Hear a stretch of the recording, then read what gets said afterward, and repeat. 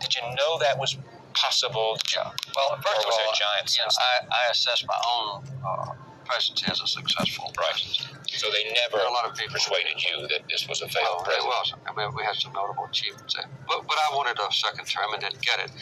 And so there were some pin-up ambitions in my life that have been partially realized, at least at the Carter Center. The thing that troubles me, the reason I wrote this book, most Americans don't know that there are 34 major wars going on right now. Most Americans don't know what causes wars.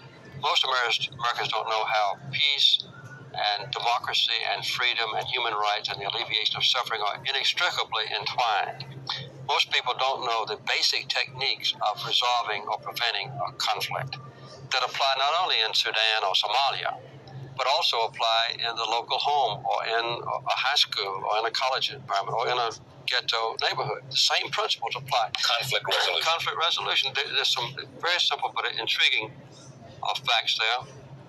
And the last thing reason I wrote this book is that people underestimate what young people can do. The teenagers in high school and college can transform the policies of a nation. My sons grew up during the late 60s. They were in that age group. And we saw that it was the young people who got us out of Vietnam. It wasn't voluntarily done on the part of President Johnson and the Secretary of State. It was the young people that brought about Earth Day and an awareness of the environment. It was the young people who brought about an end to racial segregation in the South. It wasn't the leaders who said, we've got to do this. It was young people with idealism and enthusiasm and an element of freedom who said, let's do this together. I think that when you started talking about peace, the young, the idealistic, maybe older people who are young at heart ought to know the basic principles.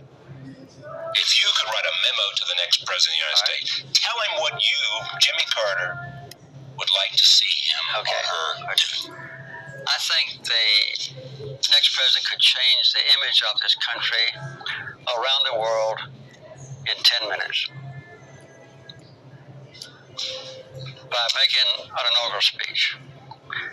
It would start off and say, as long as I'm president, we will never torture another prisoner. As long as I'm president, we will never attack or invade another country unless our own security is directly threatened. As long as I'm president, we will raise high the banner of human rights and be a champion of human rights around the world. As long as I'm president, we will be in the leadership role of protecting the environment from the potential ravages of global warming.